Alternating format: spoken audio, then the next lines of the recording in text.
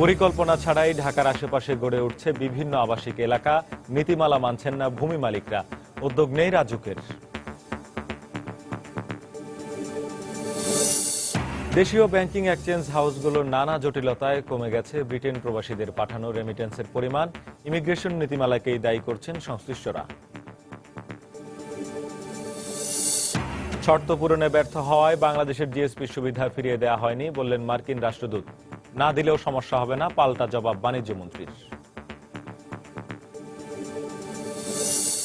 সিলেটে নিয়ন্ত্রণহীন হয়ে পড়েছে ছাত্রলীগ। অন্তর্দ্বন্দ্বে ঘটছে একের পর এক খুনের ঘটনা, বিব্রত আওয়ামী লীগ নেতারা। এবং সমুদ্র থেকে দফায় দফায় উদ্ধার হওয়া অভিবাসীদের অধিকাংশই নরসিংদীর বাসিন্দা। মৃত্যুর পথে ঠেলে দেওয়ার জন্য দালালদের বিচার দাবি।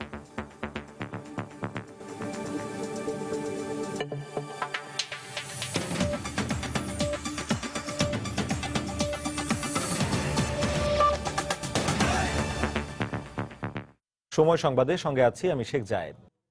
হাজারো নাগরিক সমস্যার আরেক নাম রাজধানী ঢাকা। শত উদ্যোগেও সমাধান হচ্ছে না অপরিকল্পিতভাবে গড়ে ওঠা এই নগরীর নানা সমস্যা। এমন অবস্থায় ঢাকার আশেপাশের এলাকাগুলো গড়ে উঠছে পরিকল্পনা ছাড়া। ভূমি ব্যবহারে নীতিমালা থাকলেও মানছেন না ভূমির মালিকরা, আর নানা অজুহাতে কর্তৃপক্ষ থাকছে নীরব। বিস্তারিত জুনায়েদ আল হাবিবের রিপোর্টে। বিশ্বের বসবাস অযোগ্য শহরের তালিকায় ২ নম্বরে থাকা রাজধানী ঢাকায় প্রায় ২ কোটি মানুষের বসবাস, আর এর সঙ্গে প্রতি বছরে নতুন বসতি গড়েন ৫ থেকে ৭ লাখ লোক। এত বিপুল সংখ্যক মানুষকে সামাল দিতে ঢাকা আজ টালমাটাল। যেখানে সেখানে পার্কিং আর গণপরিবহনের এমন বিশৃঙ্খলা ঢাকাকে পরিণত করেছে যানজটের নগরীতে। একটি আদর্শ নগরীর ২৫ ভাগ রাস্তা প্রয়োজন হলেও এখানে আছে মাত্র ৮ ভাগ। সঙ্গে চলছে ফুটপাত দখলের মহোৎসব। আর যখন তখন রাস্তা খোঁড়াখুড়ির কারণে ঢাকা যেন পরিণত হয়েছে জনদুর্ভোগের নগরীতে। বিশেষজ্ঞরা বলছেন, এমন অবস্থা চলতে থাকলে কি হবে ঢাকার ভবিষ্যৎ। ঢাকার সমস্যা যেমন খুব সহজেই সমাধান সম্ভব নয়, তেমনই একটু সচেতন হলেই সুযোগ রয়েছে নতুন এলাকাগুলো পরিকল্পিতভাবে তৈরি করার। কিন্তু সেখানেও উদাসীনতা। পরিকল্পনা ছাড়াই গড়ে উঠছে মডেল টাউনগুলো। নেই কোনো খেলার মাঠ, পর্যাপ্ত রাস্তা কিংবা ভালো সুয়ারেজ ব্যবস্থা। নির্মাণ হচ্ছে ঝুঁকিপূর্ণ ভবন। হাউজিং আলারা জায়গা নষ্ট করে হেরা দলে নিয়ে গেছে। তাহলে 2টা হাউজিং মিললে সাদ উদ্যান হাউজিং একটা মাঠ দিতে পারতো। এই যে বাড়িঘর নির্মাণ হইতেছে, এগুলা যে যার মতো করে উঠাইতেছে। বৃষ্টি হলে এলাকাতে পানি জমে যায়, কাদা হয়, রাস্তাঘাটে চলাফেরা করতে সাধারণ লোকজন সহ স্কুলের বাচ্চাদের বেশ সমস্যা হয়। এমন অবস্থার জন্য কর্তৃপক্ষের নজরদারির অভাবকেই দুষলেন বিশেষজ্ঞরা। তারা কিন্তু বেশিরভাগ সময় দেখে তাদের জানা গোচরের মধ্য থেকেই এগুলা হয়। এখানে দায়িত্ব অবহেলার ব্যাপার আছে, আরো অন্যান্য অনেক বিষয় আছে। ফলে একটা অপরিকল্পিত নগরায়ন আমাদের হয়ে যাচ্ছে। দিনের পর দিন এই অবস্থা চললেও যেন মাথা ব্যথা নেই কর্তৃপক্ষের। জানালেন নিজেদের নজরদারি বাড়ানোর কথা। আর কোনো প্রকার ত্রুটি বা অন্য কোনো বিচ্যুতি না হয় সেজন্য আমরা অত্যন্ত সতর্ক রয়েছি। ভবিষ্যৎ প্রজন্মের কথা বিবেচনা করে এখনো সময় আছে সতর্ক হওয়ার। পাশাপাশি আইন অমান্যকারীদের বিরুদ্ধে কঠোর ব্যবস্থা নেওয়ারও পরামর্শ দিলেন বিশ্লেষকরা। জুনায়েদ আল হাবিব, সময় সংবাদ, ঢাকা। গত অর্থবছরে দেশের ইতিহাসে রেকর্ড পরিমাণ রেমিটেন্স পাঠিয়েছে বিশ্বের বিভিন্ন দেশে বসবাসরত বাংলাদেশি প্রবাসীরা। রেমিটেন্স পাঠানোর এই ঊর্ধ্বগতির চিত্রের ঠিক উল্টোটাই ঘটছে ব্রিটেন প্রবাসীদের ক্ষেত্রে। গত 2 বছরে রেমিটেন্স পাঠানোর পরিমাণ দিন দিন কমেছে। এক্ষেত্রে ব্রিটিশ সরকারের কঠোর ইমিগ্রেশন নীতিমালাই দায়ী বলে মনে করছেন সংশ্লিষ্টরা। বিস্তারিত লন্ডন প্রতিনিধি শোয়েব কবিরের রিপোর্টে। গত অর্থবছরে ১৫৩১ কোটি ৫৯ লাখ মার্কিন ডলার রেমিটেন্স পাঠিয়েছে প্রবাসীরা, যা দেশের ইতিহাসে সর্বোচ্চ। এর আগে সর্বোচ্চ রেমিটেন্স ছিল ২০১২-১৩ অর্থবছরে ১৪৪৬ কোটি ১১ লাখ ডলার। কিন্তু ২০১৩-১৪ অর্থবছরে ব্রিটেন থেকে রেমিটেন্স পাঠানোর হার ৯ কোটি ডলার কমেছে, আর গত অর্থবছরে কমেছে ৮ কোটি ৮৯ লাখ ডলার। সংশ্লিষ্টদের মতে ব্রিটিশ সরকারের কঠোর নজরদারির কারণে ব্রিটেন থেকে রেমিটেন্স প্রেরণের হার কমেছে। আমরা মনে করি যে অতিরিক্ত কঠোরতা আরোপের কারণে যারা বাঙালি তারা তাদের টাকাগুলো টাকাগুলো পাঠাতে এখন এত বেশি কাগজপত্র কমপ্লায়েন্স, তারপরে সেলস, তাকে বিগত 1 বছরের বেতন বা অর্থ প্রাপ্তির উৎসগুলো দেখাইতে হয়, তার প্রুফ অফ অ্যাড্রেস, ট্যাক্স রিটার্নের কাগজপত্র বিভিন্ন কিছু সাবমিট করতে হয় বিধায় বাঙালিরা ততটা এখন স্বচ্ছন্দ বোধ করে না অফিসিয়াল চ্যানেলে। বিলেতে বেড়ে ওঠা বাংলাদেশি বংশোদ্ভূত নতুন প্রজন্মের সন্তানদের সংখ্যা প্রতিনিয়ত বাড়লেও ব্রিটেন থেকে বাংলাদেশে রেমিটেন্স প্রেরণকারীর সংখ্যা দিন দিন কমছে বলে মনে করেন এই ব্যাংকার। আমার কাছে মনে হচ্ছে রেমিটেন্স কমবে, কারণ হচ্ছে যে স্টুডেন্ট ইমিগ্রেশনের কারণে কমে যাচ্ছে, প্লাস হলো থার্ড জেনারেশনও তাদের ওই বাংলাদেশের সাথে তাদের রিলেশনশিপটা থাকতেছে না। তারপরে হলো আর যারা হলো মুরব্বী আছে তারাও তো আসলে আস্তে আস্তে দেখা যাচ্ছে পাঠানো কমে যাচ্ছে। শুধু তাই নয়, ইমিগ্রেশন নীতিমালা কঠোর হওয়ার কারণেও অভিবাসীরা ইউরোপের বিভিন্ন দেশে পাড়ি জমানো সহ বাংলাদেশে ফেরত যাওয়ায় কমেছে রেমিটেন্স প্রেরণের হার। ফর এক্সাম্পল 5000 কাস্টমার বেস ছিল, এর মধ্যে অলরেডি 1000 কাস্টমার চলে গেছে অলরেডি ইমিগ্রেশনের কারণে। সো আমাদের ওভারঅল 25% ব্যবসা অলরেডি কিন্তু হ্যাম্পার্ড। বাংলাদেশ ব্যাংকের উৎসাহে বাংলাদেশের প্রাইভেট ব্যাংকগুলো ব্রিটেনে এক্সচেঞ্জ হাউস প্রতিষ্ঠা করলেও তারাও রয়েছে নানা জটিলতায়। বাংলাদেশ ব্যাংক আমাদেরকে যেভাবে উৎসাহ করা হয়েছিল এই দেশে রেমিটেন্স হাউস ওপেন করার জন্য, এখন বিগত আমরা 2 বছর যাবত থার্ড পার্টির মাধ্যমে টাকা বাংলাদেশে ফান্ড ট্রান্সফার করা লাগতেছে। এতে করে আমাদের অনেক ব্যাংকিং কার্যক্রম বা আমাদের ফান্ড ট্রান্সফারে অনেক লস হচ্ছে। প্রবাসীদের কষ্ট অর্জিত রেমিটেন্সের উপর অনেকাংশে নির্ভর করে বাংলাদেশের বৈদেশিক মুদ্রার রিজার্ভ। পরিসংখ্যান বলছে রেমিটেন্স প্রেরণের ক্ষেত্রে শীর্ষ তালিকা থেকে ক্রমশই সরে যাচ্ছে ব্রিটেন। ব্রিটেন সরকারের কঠোর মনোভাবের কারণে প্রবাসী বাংলাদেশিরা বৈধ পথে রেমিটেন্স পাঠাতে আগ্রহী হচ্ছে না। বেশ ঝুঁকি নিয়ে হুন্ডি সহ বিভিন্ন অবৈধ মাধ্যমে রেমিটেন্স পাঠালেও দেশের অর্থনীতির উন্নয়নে এর প্রভাব পড়ছে না বিন্দুমাত্র। শোয়েব কবির, সময় সংবাদ, লন্ডন।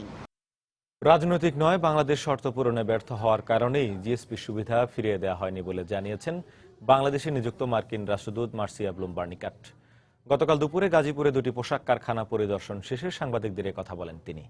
তবে যুক্তরাষ্ট্রের জিএসপি সুবিধা স্থগিত রাখার সিদ্ধান্ত দুর্ভাগ্যজনক উল্লেখ করে তা পুনর্বহাল করার দাবি জানান বিজিএমএ সভাপতি আতিকুল ইসলাম। গাজীপুরের তৈরি পোশাক কারখানা ইউটার চিত্র এটি। এই কারখানায় কাজের পরিবেশ যেমন উন্নত, অগ্নি নির্বাপন ব্যবস্থা, ভবন নিরাপত্তা ব্যবস্থা, শ্রমিকদের চিকিৎসা সহ সব সুবিধা বিদ্যমান। নেই বেতন ভাতা নিয়ে অসন্তোষ কিংবা শ্রমিক বিক্ষোভ। ইউটার মতো চিত্র ইউপিলিয়ন স্টাইল কারখানাতেও। এখানে সুতো থেকে কাপড় আবার তার রং করে বিভিন্ন পোশাক তৈরি করে পাঠানো হয় ইউরোপ আমেরিকায়। দুটো কারখানায় 5000-এর বেশি শ্রমিক কাজ করেন। ঢাকায় নিযুক্ত 11 দেশের রাষ্ট্রদূত বুধবার এই কারখানা দুটো পরিদর্শন শেষে পোশাক কারখানার পরিবেশ নিয়ে সন্তোষ জানালেও দাম বাড়ানোর বিষয়ে প্রতিযোগিতার বাজারের উপর দায় চাপালেন। বাংলাদেশ পোশাক শিল্পের উন্নয়নে কাজ করছে, এ বিষয়ে তারা বেশ এগিয়েছে। আমরা তাদের কর্মপরিবেশের উন্নয়নে আরও সহায়তা করব। প্রতিযোগিতার বাজারে ব্যবসায়িক সম্পর্কের মাধ্যমে দাম নির্ধারণ হয়, তবুও আমরা দামের বিষয়ে আলোচনা করব। যুক্তরাষ্ট্র সম্প্রতি 122টি দেশের শুল্কমুক্ত প্রবেশাধিকার বা জিএসপি সুবিধা দিয়েছে, যেখানে নাম নেই বাংলাদেশের। এ বিষয়ে মার্কিন রাষ্ট্রদূত বললেন, এখনো বাংলাদেশ সবগুলো শর্ত পূরণ করে লক্ষ্যে পৌঁছাতে পারেনি। 10 বছরেরও বেশি সময় ধরে বাংলাদেশের তৈরি পোশাক খাতের উপর নজর রেখেছিল যুক্তরাষ্ট্র। সবশেষ সাভারের রানা প্লাজা ধসের পর জিএসপি সুবিধা প্রত্যাহার করা হয়। এরপর কংগ্রেস থেকে 16টি শর্ত দেওয়া হয়েছিল বাংলাদেশকে, কিন্তু সেগুলো পূরণ করতে পারেনি বলেই জিএসপি সুবিধা ফেরানো হয়নি। এখানে কোনো রাজনৈতিক কারণ নেই।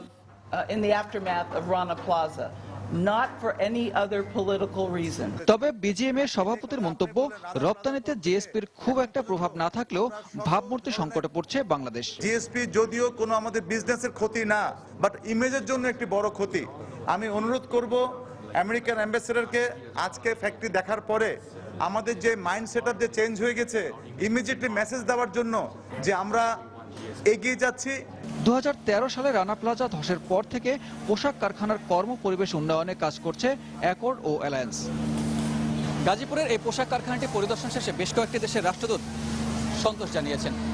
তাতে হয়তো বহির্বিশ্বে বাংলাদেশের যে ভাবমূর্তি সংকটের কথা বলা হচ্ছে তা কিছুটা হলেও কেটে যাবে। তবে তার পাশাপাশি তৈরি পোশাক শিল্পের জন্য যে মূল্য বাড়ানোর দাবি উঠেছে, সেটি কতটুকু ভূমিকা রাখবে তা এখন দেখার বিষয়। সানবির রূপল, সময় সংবাদ, গাজীপুর। এদিকে বাণিজ্যমন্ত্রী তোফায়েল আহমেদ বলেছেন, জিএসপি সুবিধা ফিরিয়ে না দেয়ায় বাংলাদেশের কোনো ক্ষতি হয়নি এবং ভবিষ্যতে হবে না। গতকাল বিকেলে রাজধানীর মহানগর নাট্যমঞ্চে যুবলীগ আয়োজিত শোক দিবসের আলোচনা সভায় তিনি কথা বলেন।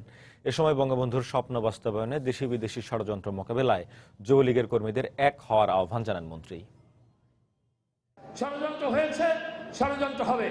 আওয়ামী লীগ এবং তার অঙ্গ সহযোগী সংগঠন যদি ঐক্যবদ্ধ থাকে, ইনশাল্লাহ কোন ষড়যন্ত্রই সফল হবে না। বাংলাদেশকে পেছনে নেবার জন্য এই যে আমাদের জিএসপি স্থগিত করেছে, দেয় নাই, আমাদের কোনো ক্ষতি হয়নি, ক্ষতি হবে না। যে 122টি দেশ পেয়েছে তারা আগেরও পাওয়ার ছিল, আবার তাদেরকে পুনরায় দেওয়া হয়েছে। বাংলাদেশকে বাদ দেওয়া হয়েছে, বাংলাদেশকে দেয় নাই, স্থগিত। মার্কিন যুক্তরাষ্ট্রের বাজারে বাংলাদেশি পণ্য রপ্তানিতে বিশেষ বাণিজ্য সুবিধা জিএসপি ফিরিয়ে না দেয়াকে অযৌক্তিক বলে মন্তব্য করেছেন সেন্টার ফর পলিসি ডায়ালগ সিপিডির চেয়ারম্যান রেহমান সোবহান। গতকাল রাজধানীর মহাখালীতে ব্রেক ইন সেন্টারে বাংলাদেশের বস্ত্র খাতের কর্মপরিবেশ নিয়ে আলোচনা শেষে তিনি মন্তব্য করেন। সব দেশের অবস্থা তো বাংলাদেশে থেকে তো অত কিছু সাংঘাতিক ভালো নাই। তো জিএসপি ফ্যাসিলিটিস কে সবের কম্প্যারিজনের মধ্যে তো দেখতে হবে, তো একটু ট্রান্সপারেন্টলি সরকার, ইউএস সরকারকে দেখাতে হবে কি এই কারণ আর এই স্ট্যান্ডার্ডের উপরে বাংলাদেশের এখন একটা ডিনায়াল হচ্ছে। আমার মনে হচ্ছে কি এইভাবে তো কোনো কম্প্যারেটিভ অ্যাসেসমেন্ট ভালো হয় নাই। প্রধানমন্ত্রী শেখ হাসিনা বলেছেন, অবাধ তথ্য প্রবাহের সুযোগ নিয়ে সামরিক শাসনের সুবিধাভোগীরা এখন দেশে গণতন্ত্রের শিক্ষা দিচ্ছেন। গতকাল রাজধানীতে তথ্য ভবনের ভিত্তিপ্রস্তর স্থাপন অনুষ্ঠানে গণমাধ্যমে সরকারের সমালোচনাকে স্বাগত জানিয়ে প্রধানমন্ত্রী বলেন, সমালোচনার পাশাপাশি সরকারের উন্নয়নের চিত্রও উঠে আসা দরকার। এছাড়া প্রধানমন্ত্রী ধর্মীয় অনুভূতিতে আঘাত লাগে এমন কোনো কথা বা কাজ না করতে সবার প্রতি আহ্বান জানান। সরকারের চলচ্চিত্র ও প্রকাশনা অধিদপ্তর, ফিল্ম সেন্সর বোর্ড এবং গণযোগাযোগ অধিদপ্তর কাজ করবে একই ভবন থেকে। আর এজন্যই সার্কিট হাউস রোডে উদ্বোধন করা হলো 16 তলা তথ্য ভবনের নির্মাণ কাজ।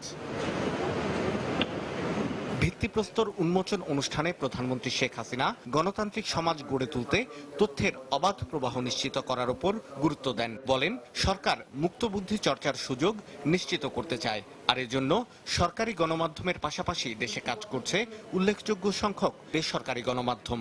আজকে যে জায়গায় আমরা এসে দাঁড়িয়েছি, হ্যাঁ নিম্ন মধ্যম আয়, কিন্তু এখান থেকে যেন আর কোনো রকম স্খলন না ঘটে, এটাকে ধরে রেখেই আমরা বাংলাদেশকে একটা উচ্চ আয়ের দেশে আমরা উন্নীত করতে চাই। সেই কাজগুলি করতে হলে প্রচারের প্রতিফলন যেন ঘটে, মানুষ যেন বুঝতে পারে যে না, আজকে তাদের জীবন মান উন্নত হচ্ছে।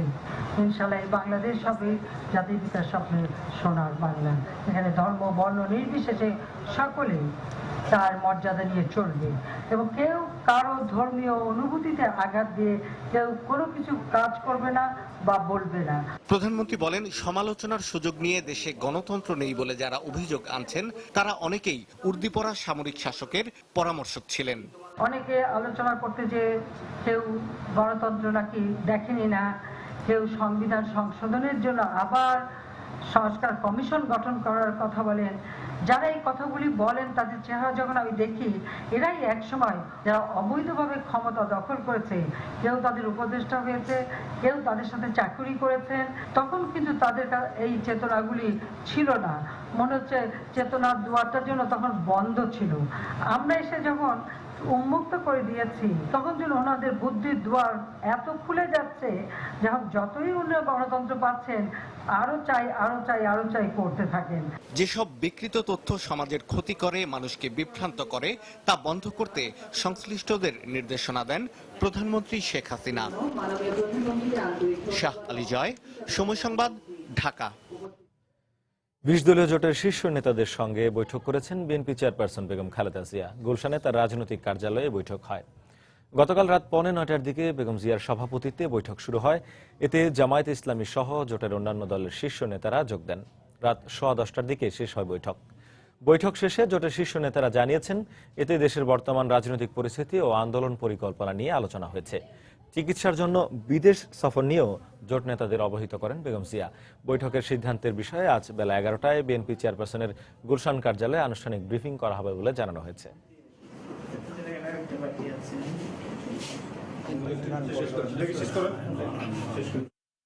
সময় সংবাদে আরো থাকছে। কাওড়াকান্দি শিমুলিয়া নৌরুটের হাজরা চ্যানেলে ভরা বর্ষায় দেখা দিয়েছে নাব্য সংকট। মাঝ নদীতে ফেরিয়ে আটকে দুর্ভোগ চরমে, সমাধানের আশ্বাস জেলা প্রশাসকের।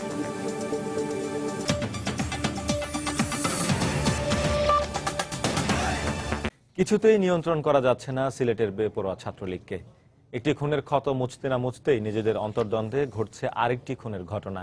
এতে কলঙ্কিত হচ্ছে মুক্তিযুদ্ধের নেতৃত্ব দানকারী ঐতিহ্যবাহী ছাত্র সংগঠনটি। সংগঠনের নেতারা বলছেন, আগের ঘটনার শাস্তি না হওয়ায় একের পর এক এমন ঘটনা ঘটছে। এই অবস্থায় ছাত্রলীগকে নিয়ে বিব্রত অভিভাবক সংগঠন আওয়ামী লীগ। দিগেন সিংহের ছবিতে আব্দুল হাদের রিপোর্ট।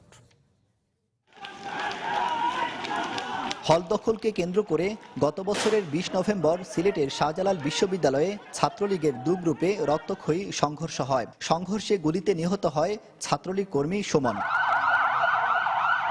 এই ঘটনার রেশ কাটতে না কাটতেই বুধবার নগরীর মদনমোহন কলেজে নিজেরা আবারও সংঘর্ষে জড়িয়ে পড়ে। এবার দেশীয় অস্ত্রের আঘাতে খুন হয় ছাত্রলীগ কর্মী আব্দুল আলী। গত 2 বছরে নিজেদের মধ্যে সংঘর্ষে আরও কয়েকজন ছাত্রলীগ কর্মী খুনের পাশাপাশি পঙ্গুত্ব বরণ করেছে ডজনেরও বেশি। ছাত্রলীগ নেতাদের মতে, আগের ঘটনার বিচার না হওয়ায় বাড়ছে খুন। এর আগে এই ধরনের ঘটনাগুলো ঘটছে, কিন্তু প্রশাসন আসলে সঠিকভাবে পদক্ষেপগুলো নেয়নি। আমাদের দাবি প্রশাসন নিরপেক্ষ চিন্তা ভাবনা করে প্রকৃত আসামি যারা আছে তাদেরকে অ্যারেস্ট করা। ছাত্রলীগের মারামারিতে বিব্রত অভিভাবক সংগঠন আওয়ামী লীগ। ছাত্রলীগ করে আসা বর্তমান আওয়ামী লীগ নেতারা বলছেন, ক্যাম্পাসগুলোতে দীর্ঘদিন থেকে কমিটি না থাকায় বাড়ছে সংঘাত সংঘর্ষ। যেহেতু সাংগঠনিক কোনো তৎপরতাও সেখানে নেই, কিন্তু তারপরেও যে এই ধরনের ঘটনা, সেটা আওয়ামী লীগের পক্ষ থেকে খুব শক্তভাবে এটা হ্যান্ডেলিং করা হবে। এদিকে নিজেদের ব্যর্থতার কথা অস্বীকার করে পুলিশ বলছে, সাক্ষী প্রমাণ না থাকায় অনেক সময় পার পেয়ে যায় অপরাধীরা। আদালত যেহেতু সাক্ষ্য প্রমাণের ভিত্তিতে বিচার কার্যটা সম্পন্ন করে থাকে, এখানে আবেগের বা কোনো এরকম ইনফরমেশনের কোনো বেসিসে কাজ হয় না। যারা সাক্ষী তারা যথাসময়ে যদি সাক্ষ্য না দেয়, তখন মামলার একটা দুর্বল হয়ে যেতে পারে। প্রতিটি হত্যাকাণ্ডের পর পুলিশ কয়েকজনকে আটক করলেও কিছুদিন পর তারা বেরিয়ে যায় কারাগার থেকে। এরাই আবার জড়িয়ে পড়ে সংঘর্ষে, এমনটাই বলছেন খোদ ছাত্রলীগ নেতারাই। আব্দুল আহাদ, সময় সংবাদ, সিলেট। সমুদ্র সীমায় দফায় দফায় উদ্ধার হওয়া অভিবাসীদের মধ্যে উল্লেখযোগ্য অংশ নরসিংদী জেলার বাসিন্দা। চতুর্থ দফায় মিয়ানমার থেকে দেশে ফিরিয়ে আনা 159 জনের মধ্যে 78 জনই এই জেলার। এর মধ্যে 10 জন শিশু কিশোর। সাধারণ মানুষের অবৈধ পথে মালয়েশিয়া যাওয়ার এই প্রবণতায় উদ্বিগ্ন প্রশাসন। অন্যদিকে সমুদ্রে মৃত্যুর পথে ঠেলে দেওয়ার জন্য দালালদের বিচার দাবি করেছেন ফিরে আসাদের স্বজনরা। আশিকুর রহমান পিয়ালের পাঠানো তথ্য ও ছবি নিয়ে রিপোর্ট। অবৈধভাবে মালয়েশিয়ায় পাড়ি জমাতে গিয়ে দফায় দফায় সমুদ্র সীমায় উদ্ধার হচ্ছে শিশু কিশোর সহ নরসিংদী জেলার উল্লেখযোগ্য সংখ্যক বাসিন্দা। সম্প্রতি মিয়ানমার থেকে 159 জন দেশে ফিরে আসার মধ্যে 78 জনই এই জেলার বাসিন্দা। এর মধ্যে 10 জন শিশু কিশোরকে পরিবারের নিকট হস্তান্তর করেছে জেলা রেড ক্রিসেন্ট ইউনিট। এর আগে তৃতীয় দফায় 11 জুন উদ্ধার হওয়া জেলার আরও 9 শিশু কিশোরকে হস্তান্তর করে রেড ক্রিসেন্ট। দালালের খপ্পরে পড়ে সমুদ্র পথে মালয়েশিয়া পাড়ি জমিয়েছিল এসব শিশু কিশোর। তারা জানায়, নানা নির্যাতনের শিকার হতে হয় তাদের।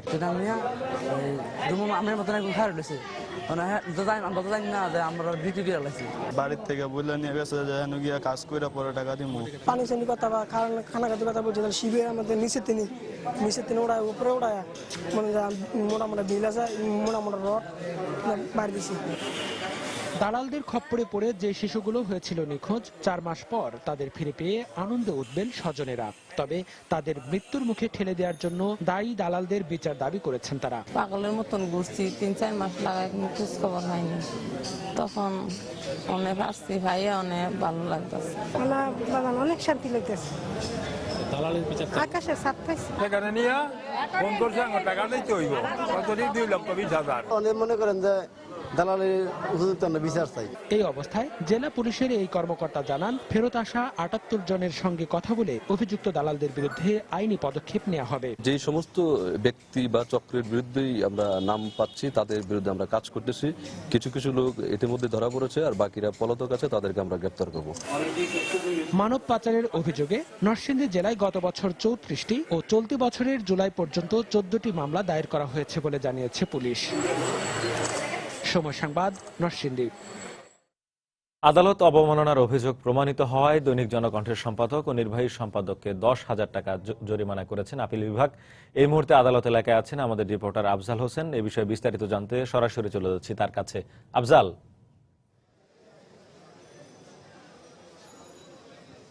কিছুক্ষণ আগে মূলত আপিল বিভাগের যে 6 সদস্যের বেঞ্চ, প্রধান বিচারপতি এস.কে. সিনহার নেতৃত্বে 6 সদস্যের বেঞ্চ একটি রায় ঘোষণা করেছেন। রায়টি যদিও সংক্ষিপ্ত আকারে একটি রায় ঘোষণা করেছেন। জনকণ্ঠের যে আদালত অবমাননার যে অভিযোগ ছিল, জনকণ্ঠের নির্বাহী সম্পাদক এবং প্রকাশক আতিকুল্লাহ খান মাসুদ এবং তাদের যে নির্বাহী সম্পাদক রয়েছেন স্বদেশ রায়, এবং যে গত কয়েকদিন ধরে যে আলোচনাগুলো চলে আসছে যে জনকণ্ঠের যে আদালত অবমাননার অভিযোগ, অর্থাৎ সাকা চৌধুরীর রায়কে কেন্দ্র করে এবং সেই রায়কে ঘিরে দুই বিচারপতিদের কথোপকথন, এগুলো নিয়ে যে আলোচনা হচ্ছিল সুপ্রিম কোর্টের আপিল বিভাগের 6 সদস্যের বেঞ্চে, সেই শুনানি মূলত গত 10 তারিখে শেষ হয়েছিল। আজকে রায়ের দিন ছিল। তো সকালের দিকে আমরা যখন এসেছিলাম, তো যেহেতু আপিল বিভাগ প্রতিদিন সকাল 9টার দিকে কিন্তু তাদের কার্যক্রম শুরু করে, কিন্তু আজকে দেখেছি আমরা অনেকটা দেরি করে, অর্থাৎ 10টার দিকে তিনি রায় দেওয়া শুরু করেছেন। তো রায়ে একটি সংক্ষিপ্ত জাজমেন্ট দিয়েছেন এবং সংক্ষিপ্ত জাজমেন্টে আতিকুল্লাহ খান মাসুদ যিনি সম্পাদক দৈনিক জনকণ্ঠ এবং প্রকাশক, এবং ওই পত্রিকাটির নির্বাহী সম্পাদক স্বদেশ রায় যিনি কলামটি লিখেছিলেন, যার কারণেই মূলত আদালত অবমাননার অভিযোগ আনা হয়, তো সেটি রায় দিয়েছেন। এবং রায়ে বলা হয়েছে যে আতিকুল্লাহ খান মাসুদ এবং স্বদেশ রায়কে আদালত চলা পর্যন্ত তাদেরকে কোর্টে অবস্থান করার সাজা ঘোষণা করেছেন এবং 10,000 টাকা জরিমানা করছেন, এবং 10,000 টাকা জরিমানা দিতে ব্যর্থ হলে তাদেরকে 7 দিনের কারাদণ্ডের রায় ঘোষণা করেছেন। তো আমরা রায় দেওয়া শেষে আমরা অপেক্ষা করছি তারা আইনজীবীরা কখন এসে আমাদের সামনে ব্রিফ করবেন। তো আমরা যতটুকু জানতে পেরেছি, এখন মূলত আতিকুল্লাহ খান মাসুদ এবং স্বদেশ রায় জনকণ্ঠের প্রকাশক সম্পাদক এবং নির্বাহী সম্পাদক তারা আদালতেই অবস্থান করছেন, তাদের আইনজীবীরাও সেখানে রয়েছেন, এবং সাজাটি মূলত আদালত চলা পর্যন্ত কার্যকর থাকবে বলে আমরা জানতে পেরেছেন। এবং এছাড়া আদালত অবমাননার বিষয়ে, অর্থাৎ সংবাদপত্রে গণমাধ্যমে বিচারাধীন বিষয়ে কি কি বলা যাবে এ বিষয়ে একটা বিস্তর পর্যবেক্ষণ দিয়েছেন আদালত। বলেছেন যে আদালত অবমাননার যে আইনটি আছেন, আইনটি সেকেলে এবং এই আইনটি সংস্কারের জন্য সংসদকে নির্দেশ দিয়েছেন আপিল বিভাগ। তো এই ছিল আসলে সুপ্রিম কোর্ট থেকে জনকণ্ঠের আদালত অবমাননার রায় নিয়ে সর্বশেষ খবর। শেখ জায়েদ। দর্শক, আদালত অবমাননার অভিযোগ প্রমাণিত হওয়ায় দৈনিক জনকণ্ঠের সম্পাদক ও নির্বাহী সম্পাদককে জরিমানা করেছেন আপিল বিভাগ। এ বিষয়ে বিস্তারিত জানাচ্ছিলেন আমাদের রিপোর্টার আফজাল হোসেন। দেশে বিভিন্ন সময়ে ঘটে যাওয়া বেশ কিছু হত্যা মামলায় মার্কিন গোয়েন্দা সংস্থা এফবিআই এর সহায়তা নিলেও উল্লেখযোগ্য কোনো ফল আসেনি কখনোই। তারপরেও কেন এফবিআই এর কাছে যাওয়া? এমন প্রশ্নের উত্তরে গোয়েন্দা কর্মকর্তারা বলেন, এফবিআই এর আগ্রহের কারণেই সরকারি নির্দেশে আলামত পাঠানো হয়েছিল। আর বিশ্লেষকরা বলছেন, সহযোগিতা নেওয়ার উদ্যোগটা ভালো, কিন্তু সেটি যদি কার্যকরী না হয় তাহলে বিদেশ নির্ভর না হওয়াই উচিত। খান মোহাম্মদ রুমেলের রিপোর্ট। লেখক ব্লগার অভিজিৎ রায় হত্যার পর মামলার তদন্তে যুক্ত হয় মার্কিন গোয়েন্দা সংস্থা federal bureau of investigation FBI. ঘটনাস্থল পরিদর্শন করে নিয়ে যায় আলামত, কিন্তু এখনো দিতে পারেনি কোনো ফলাফল। এছাড়া সাংবাদিক দম্পতি সাগর রুনি হত্যা মামলার আলামতও পরীক্ষার জন্য পাঠানো হয়েছিল এফবিআই ল্যাবে। দীর্ঘ সময় পর সে পরীক্ষার ফলাফল আসলেও তদন্তে উল্লেখযোগ্য কোনো অগ্রগতি হয়নি। অন্যদিকে অভিজিৎ মার্কিন নাগরিক হওয়ায় এই মামলা তদন্তে এফবিআই কোনো টাকা না নিলেও অন্যান্যগুলোতে মোটা অঙ্কের খরচ টানতে হয়েছে সরকারকে। এই আলামতগুলো আমরা আমাদের ঢাকা মেডিকেল কলেজ হসপিটালের যে ডিএনএ ল্যাব রয়েছে সেখানে, কিংবা ঢাকা ইউনিভার্সিটিও একটা ডিএনএ ল্যাব রয়েছে, সেখানেও করানো যেত। কিন্তু যেহেতু তারা আগ্রহী হয়েছে, তারা আমাদের পররাষ্ট্র মন্ত্রণালয়ের মাধ্যমে যোগাযোগ করেছেন এবং সেটি আমরাও সরকারি নির্দেশনা অনুসারেই তাদেরকে আমরা এই মামলার সাথে সম্পৃক্ত হওয়ার সুযোগ সেটি আমরা দিয়েছি। এদিকে বিশ্লেষকরা বলছেন, কোনো অপরাধ সংঘটিত হলে সেটির রহস্য উদ্ঘাটনের প্রাথমিক দায়িত্ব দেশের আইন শৃঙ্খলা রক্ষা বাহিনীর। কোনো কারণে বাইরের দেশের সহযোগিতা নেওয়া যেতে পারে, তবে শুধু তাদের উপর নির্ভর না থেকে দেশীয় সংস্থাগুলোকে গতিশীল করার দিকে নজর দেওয়া বেশি গুরুত্বপূর্ণ। সহযোগিতা নিতে তো কোনো সমস্যা নেই, কিন্তু সেই সহযোগিতাটা অতি অবশ্যই কার্যকর হতে হবে। কিন্তু সেই সহযোগিতাটা যদি খুব বিলম্বিত হয়ে যায়, কিংবা পরবর্তীতে আমরা যদি সেখান থেকে কোনো যেটা প্রত্যাশা করেছিলাম সেটা যদি না পাই, তাহলে পরে তো সেটাকে আমরা ইতিবাচক বলে বলতে পারি না। তিনি আরো বলেন, মার্কিন গোয়েন্দা সংস্থাগুলো তাদের স্বার্থ অনুযায়ী তৎপর হয়, তাই তাদের কাছ থেকে সহযোগিতা নেওয়ার সময় এই বিষয়গুলো বিবেচনায় রাখা উচিত। খান মোহাম্মদ রুমেল, সময় সংবাদ, ঢাকা।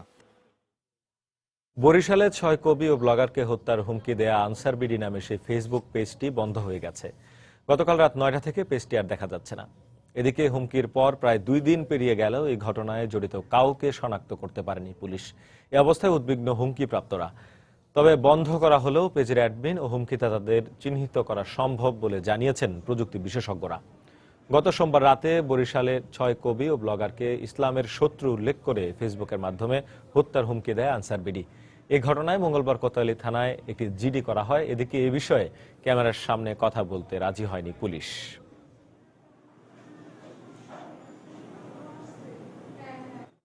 কোন আইডি থেকে কোন জায়গা থেকে কোন আইপি থেকে এই ফেসবুকটি অ্যাক্টিভেট করা হয়েছিল এবং কাজ করা হয়েছিল সেটি বের করা সম্ভব, এটা ফেসবুক কর্তৃপক্ষ করে।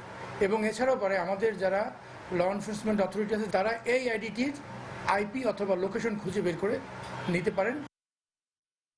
খুলনা সিটি কর্পোরেশনের সংরক্ষিত ওয়ার্ড কাউন্সিলর শাহিদা বেগমের ছেলে নজরুল ইসলাম নাজুকে গুলি করে হত্যা করেছে দুর্বৃত্তরা। গতরাত 11:15টার দিকে নগরীর নতুন রাস্তা মোড় এলাকায় এই হত্যাকাণ্ডের ঘটনা ঘটে। পুলিশ জানায়, নতুন রাস্তার মোড়ে সন্ত্রাসীরা নাজুর মাথার বাম পাশে গুলি করে পালিয়ে যায়। এতে ঘটনাস্থলে মারা যান তিনি। পরে পুলিশ এসে লাশ উদ্ধার করে ময়না তদন্তের জন্য খুলনা মেডিকেল কলেজ হাসপাতালের মর্গে পাঠায়। নিহত নাজুর শরীর তল্লাশি করে 3 রাউন্ড গুলি ভর্তি একটি বিদেশি পিস্তল পাওয়া গেছে। তার বিরুদ্ধে থানায় একাধিক মামলা রয়েছে বলেও জানিয়েছে পুলিশ।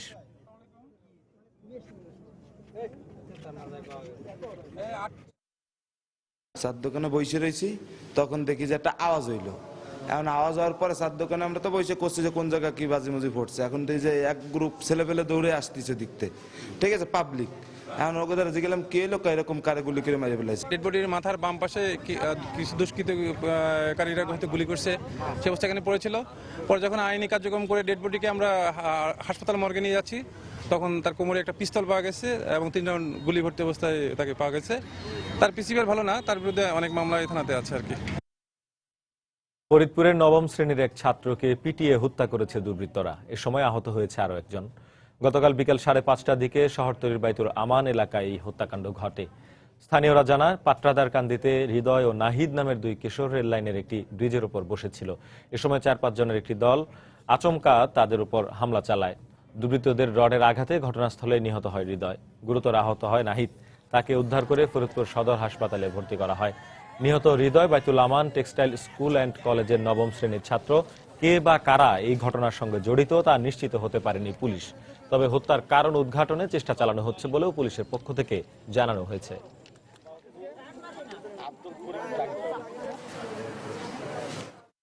এর সাথে আরেকটা ছেলে ইনজুরি অবস্থায় ছিল, সে নাকি সুস্থ আছে, কথা বলতে পারছে, হাসপাতালে অ্যাডমিট।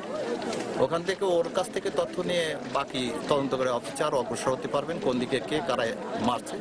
পূর্ব লন্ডনের হোয়াইট চ্যাপেলে যুক্তরাজ্য বিএনপির অফিসে আয়োজিত বিশেষ প্রস্তুতির সভাস্থলে হামলা ও ভাঙচুরের ঘটনা ঘটেছে।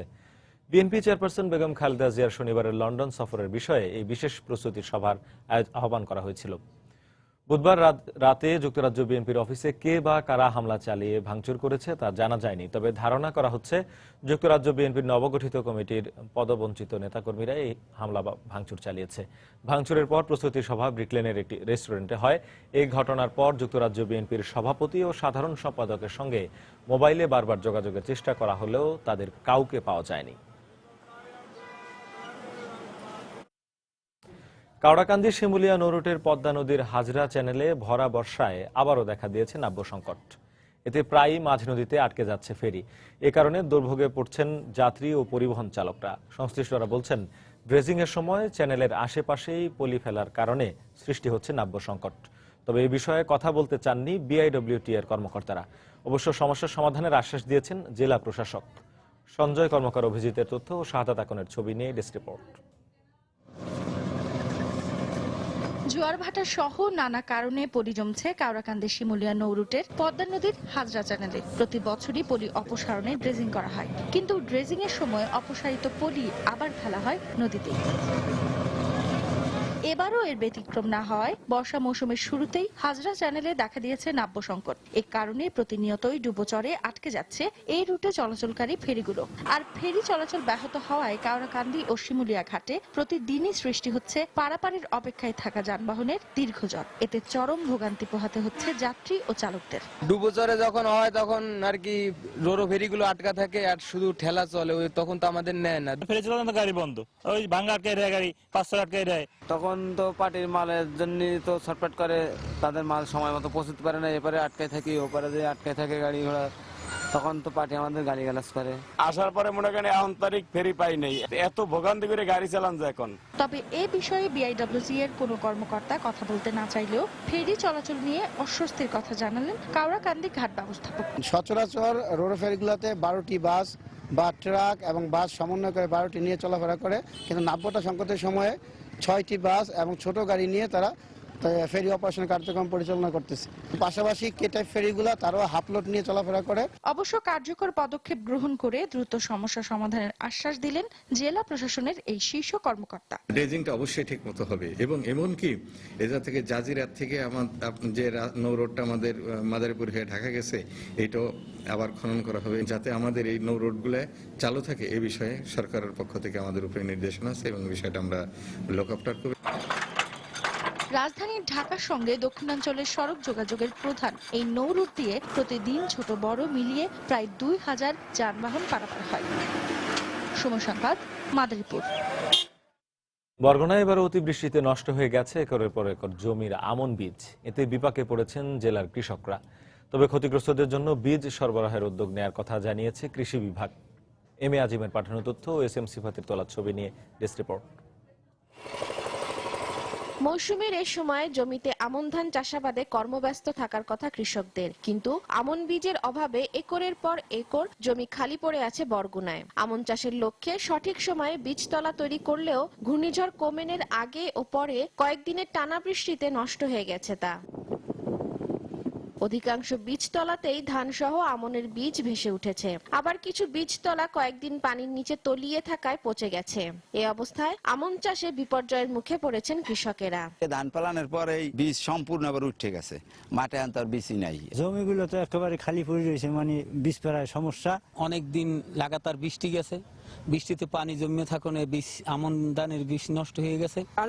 তো কায়দা নাই জানার, এই জবাও যদি একটু না হুগায় তা কি করবো? আর আগের তো গেছে, যে ধান পানা আসলে হারাইছি আর বীজ নাই, ঘরে হালামার সময়ও নাই। অবশ্য কৃষি বিভাগের এই কর্মকর্তা বলছেন, কৃষকদের ক্ষতি থেকে বাঁচাতে সরবরাহ করা হবে আমনের বীজ। তাছাড়া আমরা এখানে বরিশাল এবং পটুয়াখালীতে আমাদের যে এটিআই এবং আমাদের যে কৃষি গবেষণা কেন্দ্র আছে, সেখানেও আমরা নাবি জাতের যে BR-23 এই এতে অনেক বীজতলা আমরা তৈরি করছি। প্রয়োজন ওখান থেকে বিনামূল্যে আমরা চারা সরবরাহ করতে পারবো। আন্তঃ-উপজেলা এবং আন্তঃ-ব্লক এই পর্যায়ে চাষিদের যোগাযোগ করে তাদের আমরা চারা সরবরাহ করব।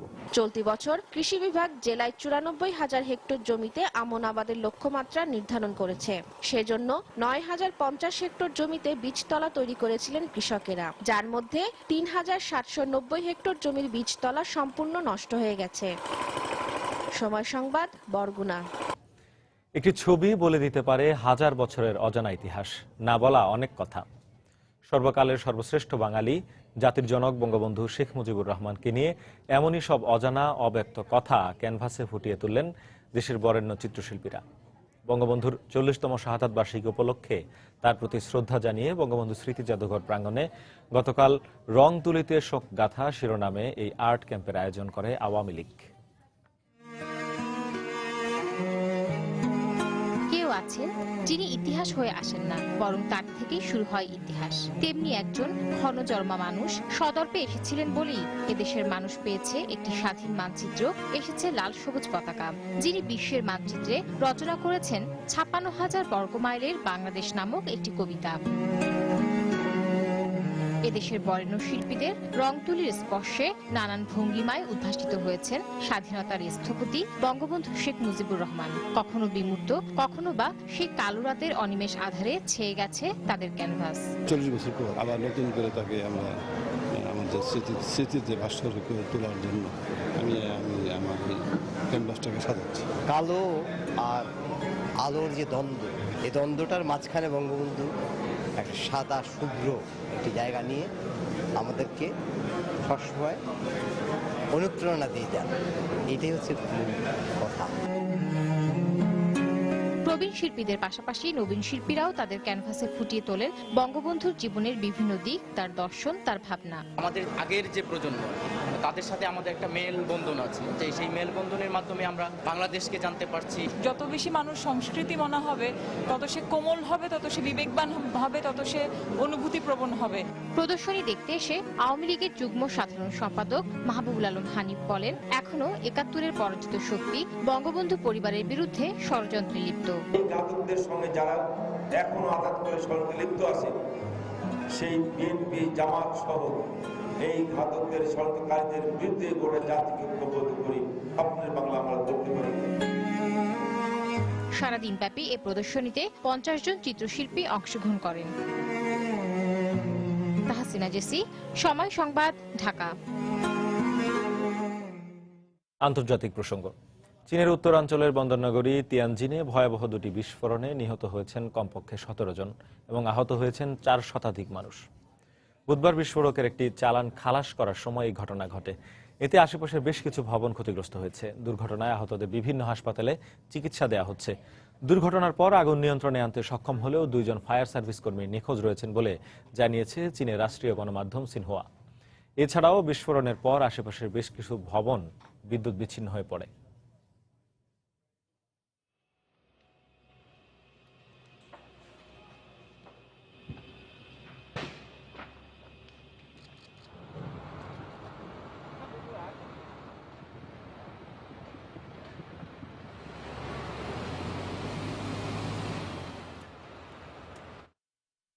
সিরিয়ায় বেশ কয়েকটি স্থানে কয়েক দফা সামরিক ও বিদ্রোহী গোষ্ঠীর হামলায় ৬০ জনের বেশি নিহত হয়েছেন। এতে আহত হয়েছেন ১৫০-এরও বেশি মানুষ। সিরিয়ার সংকট নিরসনে আঞ্চলিক সহযোগিতা জোরদারের বিষয়ে আলোচনার জন্য ইরানের পররাষ্ট্রমন্ত্রী জাভেদ জারিফের সফরের কয়েক ঘণ্টা আগে এই ঘটনা ঘটল। বুধবার সামরিক বিমান হামলার মধ্যে দামেস্কের দুমায় নারী ও শিশু সহ ৩৭ জন, দামেস্কে ১২ এবং সাকবায় ১৩ জন নিহত হয়েছে বলে জানিয়েছে যুক্তরাজ্য ভিত্তিক মানবাধিকার সংস্থা Syrian observatory for human rights. এছাড়াও বিদ্রোহী গোষ্ঠীর হামলায় দামেস্কে ৫ জন বেসামরিক নাগরিক নিহত এবং আহত হয়েছেন ৫০ জনের মতো।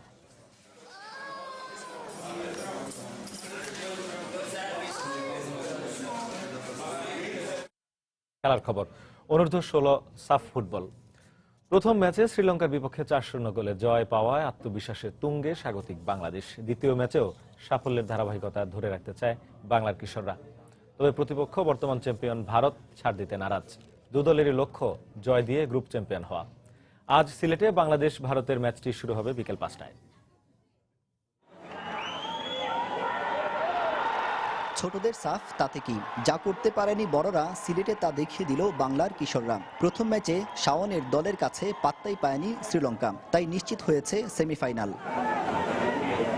তবে মর্যাদা আর গ্রুপ চ্যাম্পিয়ন এ দুই ক্ষেত্রে ছাড় দিতে নারাজ গোলাম রব্বানির শিষ্যরা। আত্মবিশ্বাসকে সঙ্গী করে আসরের বর্তমান চ্যাম্পিয়ন ভারতের বিপক্ষেও জয় পেতে মরিয়া লাল সবুজের প্রতিনিধিরা। তবে তার আগে প্রথম ম্যাচের ভুলগুলো শুধরাতে চায় বাংলাদেশ, আর সেখানে এবারও টার্গেট আক্রমণাত্মক ফুটবল খেলা। টার্গেট টপে যাওয়া, সো চ্যাম্পিয়ন হিসেবে বলাটা আসলে ভুল।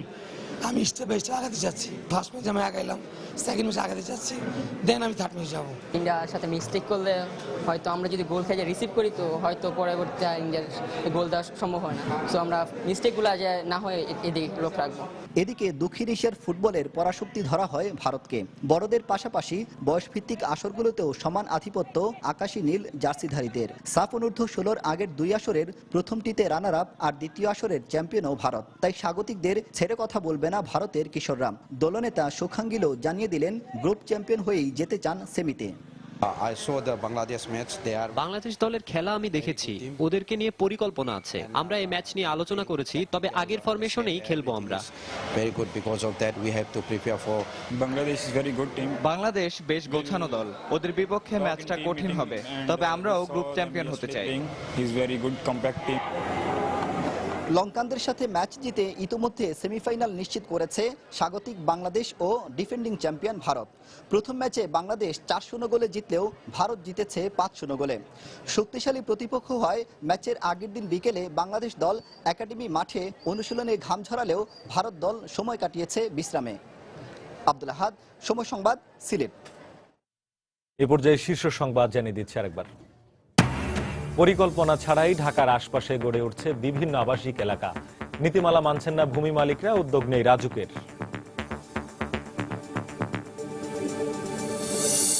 রেমিটেন্স পাঠানোর পরিমাণ কমে গেছে ব্রিটেন প্রবাসীদের। বিপাকে দেশীয় ব্যাংকিং এক্সচেঞ্জ হাউসগুলো, ইমিগ্রেশন নীতিমালাকে দায়ী করছেন সংশ্লিষ্টরা। আদালত অবমাননা মামলায় জনকণ্ঠের সম্পাদক ও নির্বাহী সম্পাদক দোষী প্রমাণিত, 10,000 টাকা জরিমানা। সিলেটে নিয়ন্ত্রণহীন হয়ে পড়েছে ছাত্রলীগ। অন্তর্দ্বন্দ্বে ঘটছে একের পর এক খুনের ঘটনা, বিব্রত আওয়ামী লীগ নেতারা।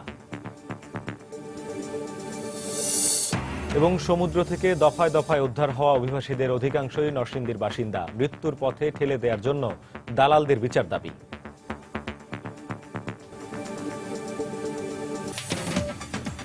এই ছিল এখনকার মতো। যে কোনো খবর পেতে ভিজিট করুন সময়নিউজ.tv। যে কোনো বাংলা লিংক, রবি ও সিটিসেল নম্বর থেকে সময় সংবাদের খবর, অনুষ্ঠান সম্পর্কে জানতে এবং যে কোনো তথ্য সময় সংবাদকে জানাতে ডায়াল করুন 16242 নম্বরে। এছাড়া এইমাত্র পাওয়া খবর মোবাইলে পেতে SMS করুন *SN লিখে পাঠিয়ে দিন 16242 নম্বরে। সঙ্গে থাকুন সময়।